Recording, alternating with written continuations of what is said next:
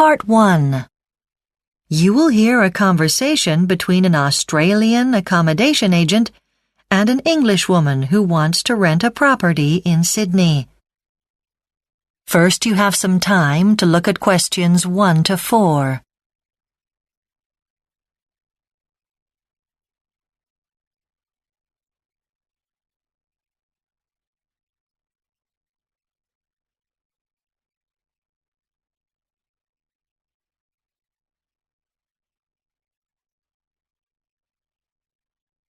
Now listen carefully and answer questions 1 to 4.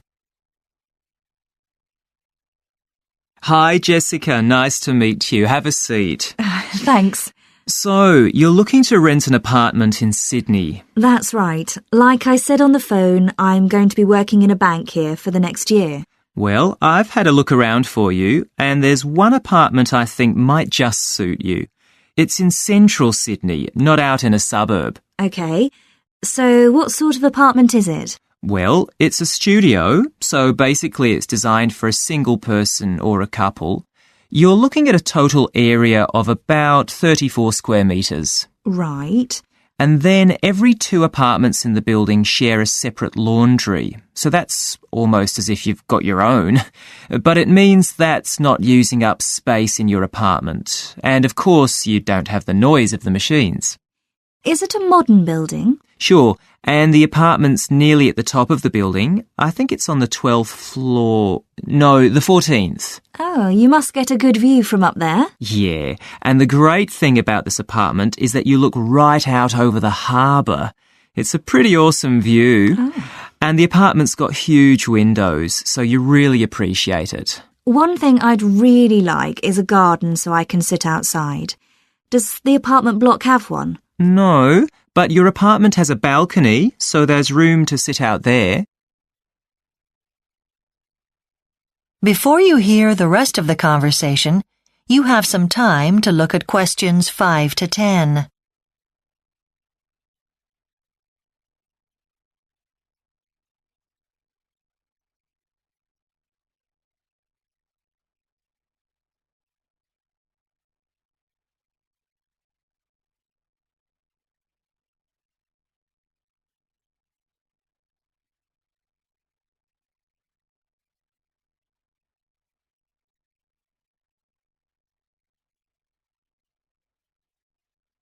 Now listen and answer questions 5 to 10. Okay, well, it all sounds good. Now, does the apartment block have any special facilities for tenants, like a gym? Yeah, it does. That's on the 1st floor, and all residents have access to that free of charge. And if you like swimming, you've got an indoor pool. Great. And one special feature of the building is it even has a couple of cinemas. They're on the ground floor, so you can even take in a movie without leaving the building. Of course, they're open to the public, but I think residents get a reduction. Right. And what happens about parking? Is that underground? That's right. Do you have a car? Not yet, but I'll probably need one, I suppose. I'm wanting to do a bit of travelling while I'm here. Well, one big plus of this location is the fact that it's in an excellent situation as far as transport is concerned, so a lot of residents don't bother to run a car. You can always hire one if you're planning a trip. You can save a lot of money that way. Yeah, that's not a bad idea. But talking of money, you haven't mentioned the rent yet. So from the description of the property, I guess it might be quite expensive. I did say I didn't want anything above $600 a month. Well, I'm going to surprise you because this comes in at $580. So you're within your budget there, and I have to say, you're getting a bargain. Well, I'd have preferred to pay a bit less, but I suppose in this location... Yeah, and when you're looking at the rent, in a lot of places you have to add on the cost of electricity, but in this case it's all included, so you're saving money that way. Right. Well, I'd definitely be interested in the property. When's it available from? Well, the current tenant moves out on the 8th of August, so let's say it'll be free from the 13th. I'll need to get the cleaners in on either the 10th or the 11th. Right. And what's the address? It's number 220 Bat. That is the end of Part 1. You now have 1 minute to check your answers to Part 1.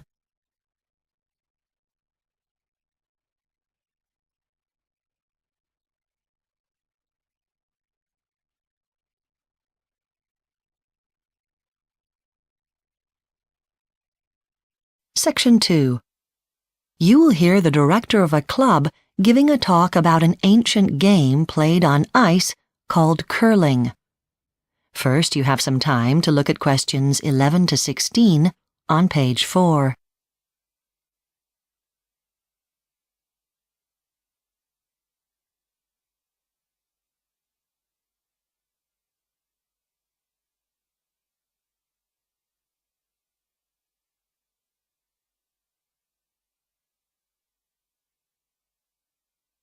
Now listen carefully and answer questions 11 to 16.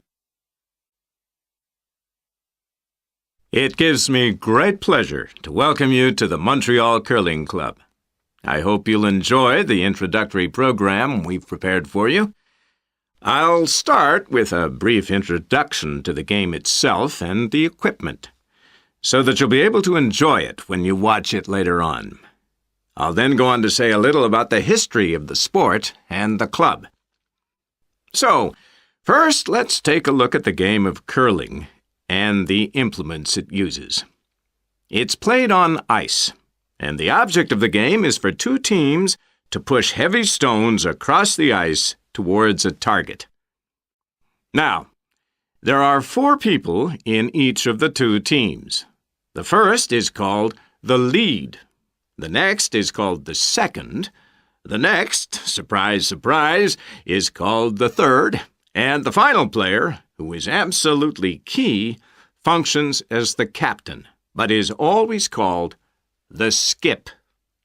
That's S-K-I-P. The area of play on the ice, whether it be on a rink or on a frozen lake or stream, is called the sheet. This long, thin area is 42.15 meters by only 4.25 meters. And unlike ice hockey ice, for example, it is constantly groomed by frequent shaving to keep it perfectly level. At either end of this are the 2 zones for the targets. Each one is known as a house. A little bit about the equipment we need. The stones are made from granite. Originally, these were held by your fingers in holes specially carved out in the top. But then it was decided to add a handle to get a better grip. The other distinctive implement is the brush, or broom. This is used for 2 purposes. To clean the ice, of course, but more crucially, to warm it. This melts the ice slightly and lessens the friction, so you get a smoother slide. Curling is not an expensive sport. You don't buy your own stones. In fact, it is illegal to play in a match with your own stones, but you can use your own brush. There are 2 main types, Scottish and Canadian. The former are normally made out of horsehair, and the latter, which are now more frequently used, are made of synthetic materials, and they don't leave as many threads on the ice. Now, apart from stones and brushes, the only other piece of equipment you would need as a beginner is a rubber sole on one of your shoes, depending on which shoe you lead from. The captain will often carry a stopwatch to gauge when the ice needs to be changed. All equipment and clothing can be bought in the club shop. Before you hear the rest of the talk, you have some time to look at questions 17 to 20 on page 4.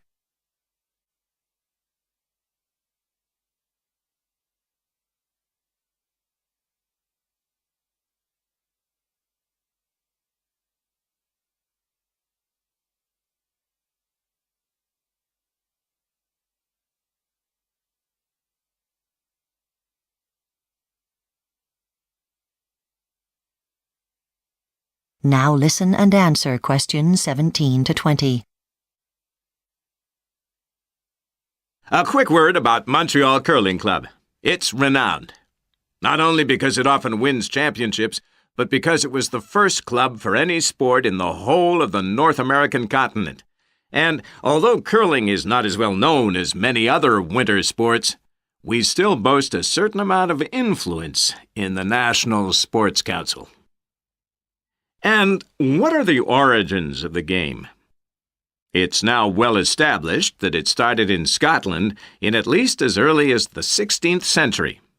Queen Victoria, on her frequent trips to Scotland, often played it, but wrote in her diary that it required exceptional strength to throw the stones.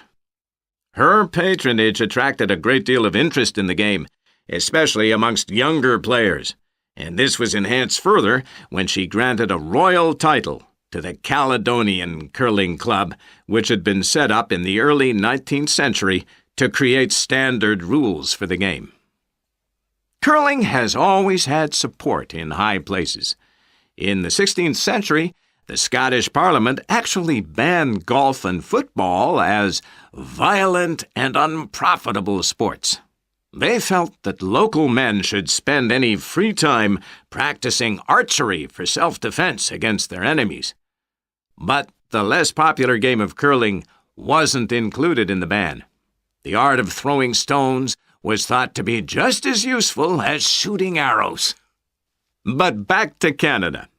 Here the game has flourished since the beginning of the 19th century, when Scottish soldiers posted there enjoyed playing it on the frozen lakes and rivers. Because of the difficulty in importing granite stones from Scotland, cast iron was used instead, obtained from melted down cannonballs, which had originally been brought over from Europe. Now Canada is regarded as the most successful curling nation in the world. Now, the game you're going to see. That is the end of Section 2. You now have half a minute to check your answers.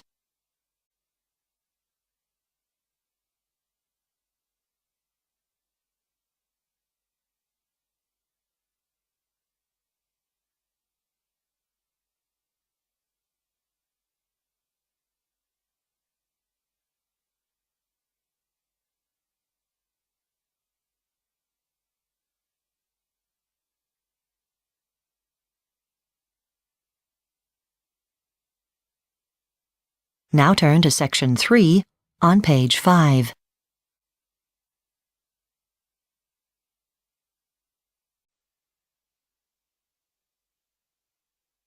Now turn to Section 3 on page 5.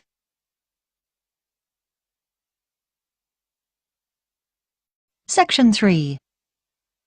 You will hear a discussion between a student called Helen and her tutor about an assignment that Helen is working on. First, you have some time to look at questions 21 to 24 on page 5.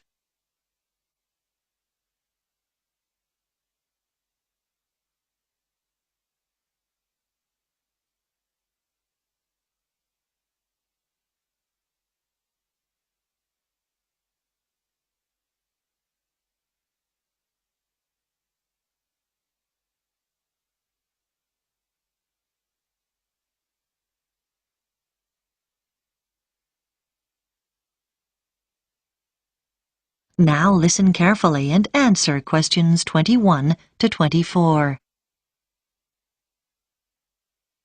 Come in, Helen. How can I help you? Well, I'm doing research for the anthropology assignment, and I was hoping to check a few details. Sure. You chose the topic of Pacific Island tapa cloth, didn't you? What have you found out so far?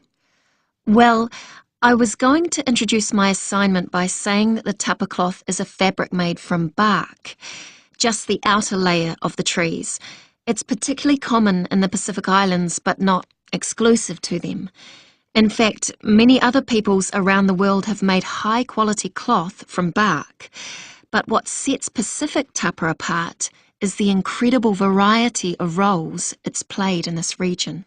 Yes, nice introduction. though I think you could be more specific regarding dates. OK, so what about the raw materials used?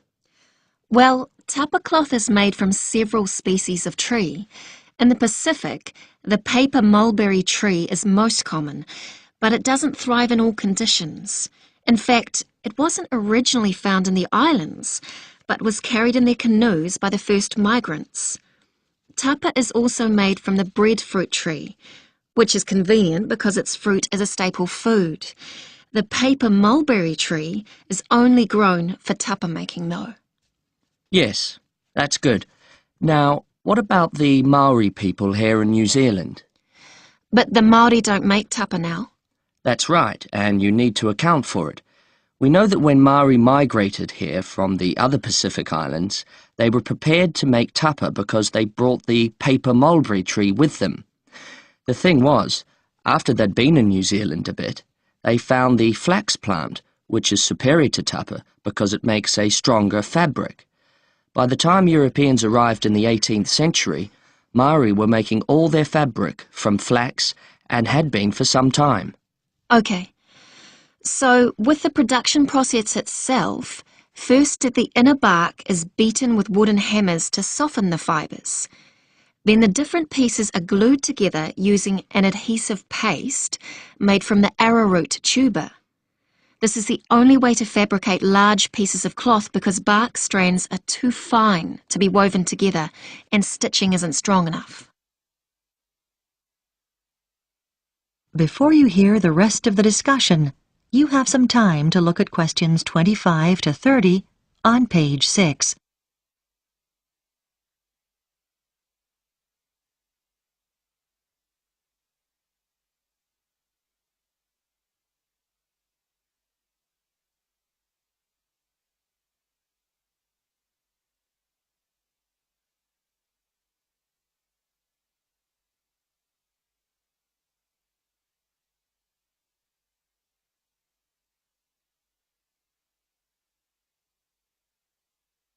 Now listen and answer questions 25 to 30. So now you need details about different countries. Where would you start? I think Samoa is the obvious place. It's famous for its very fine cloth called siapo, which is hand-painted with representations of the ancestors. Still today, at the most profound events in life such as births, funerals, weddings, and the investiture of chiefs, Samoans wear siapo robes to add significance and meaning to the ceremony. Okay, then I could talk about Tonga. It seems to me that the great innovation in Tonga has been developing a simple, coarse cloth which is quick and easy to make. This is suitable for all sorts of everyday functions around the house like bed covers, mosquito nets and curtains. Good point. Now, what about Cook Islands tapa? Well, the soil there is poor quality, so the breadfruit tree is often used. One type of thick cloth called tikoru was wrapped around the poles and used to mark the entrances to places of worship, so it was highly regarded in local culture. You might mention Fiji as well, which is interesting because tapa was actually used as a currency there. Fijians used to sail between the islands and exchange tapa for other commodities like canoes or pigs. I know that in Tahiti the tapa cloth is different because the patterns are in colour, which is considered more valuable than the usual brown patterns. You're right about the Tahitians using coloured pigments, but they aren't more valuable. The colours are only a decoration. People enjoy wearing bright robes, especially for dancing and competitive games, and do it just for fun. Oh, I'll make a note of that. Well, the last place I was going to mention was Tikopia. Even today it's commonplace to see people wearing clothes made of tapa cloth. In many of the other islands, the tapa only comes out on special occasions, but here you see people working in the gardens wearing tapa. Sounds promising, Helen. I'll look forward to reading your assignment. That is the end of section 3. You now have half a minute to check your answers.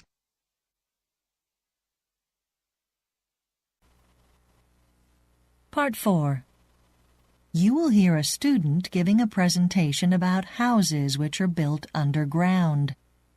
First, you have some time to look at questions 31 to 40.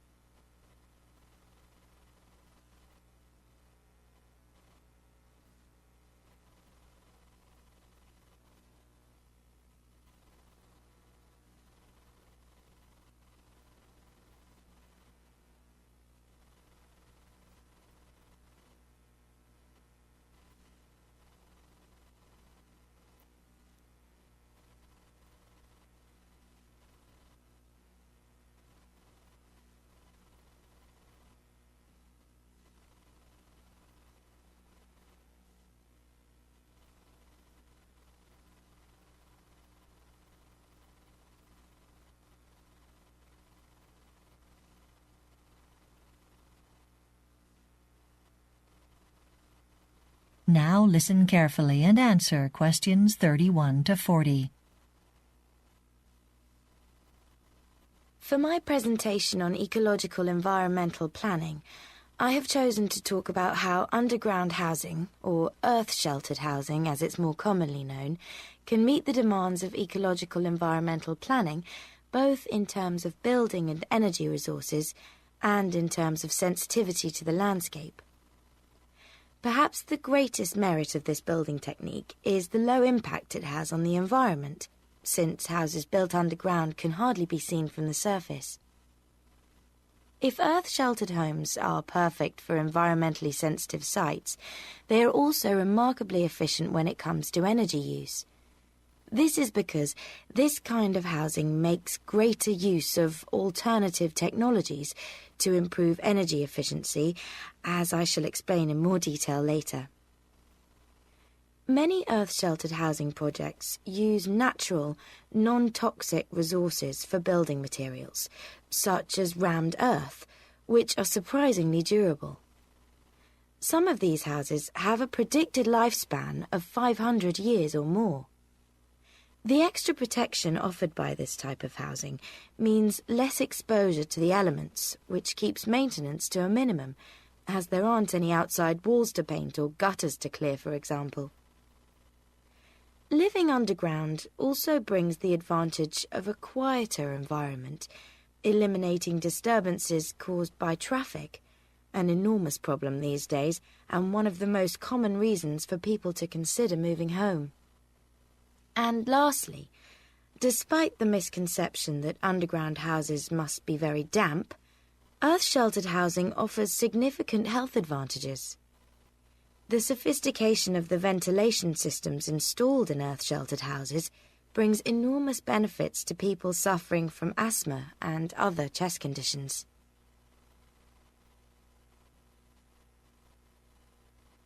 I'd like now to turn to the situation in the UK, where, despite all the obvious advantages, earth-sheltered housing still isn't a popular option for most homeowners, as the statistics prove. The British Earth Sheltering Association says that people shouldn't be put off by fears of too much red tape, as it is getting easier to get planning permission. There is quite a lot of evidence that building development officers are more sympathetic to earth-sheltered projects, especially in conservation areas. Special consideration has been given to several underground homes on sites where conventional development would not normally be allowed. And there are hopes that one day Britain's coastline will no longer be dominated by mobile homes, and instead the job of providing this type of accommodation will be done by earth-sheltered housing. I'd like to finish by looking at two quite different projects, Mole Manor and the Hockerton project.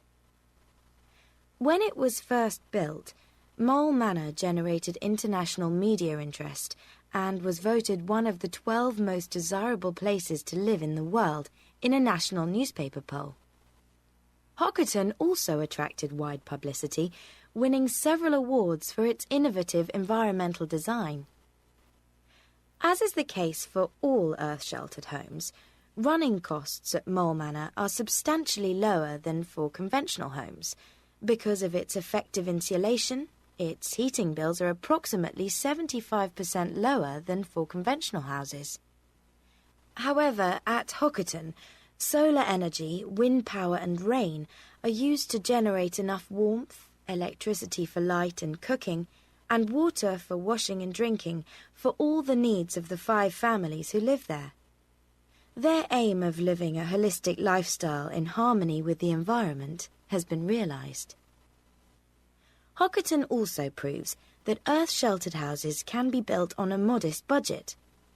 Each of the families contributed £80,000, the cost of an average family house in this area. Style rather than cost was more of an issue in the design of Mole Manor. The homely terraced cottage style at Hockerton contrasts with the grandeur and space of Mole Manor, which today is worth over £800,000. What projects like Mole Manor and Hockerton demonstrate is that earth-sheltered housing can provide comfortable, stylish, eco-friendly homes for a diverse range of needs. The combination of architecturally sensitive designs with new energy-saving technology satisfies all the criteria for ecological environmental planning. That is the end of Part 4. You now have 45 seconds to check your answers to Part 4.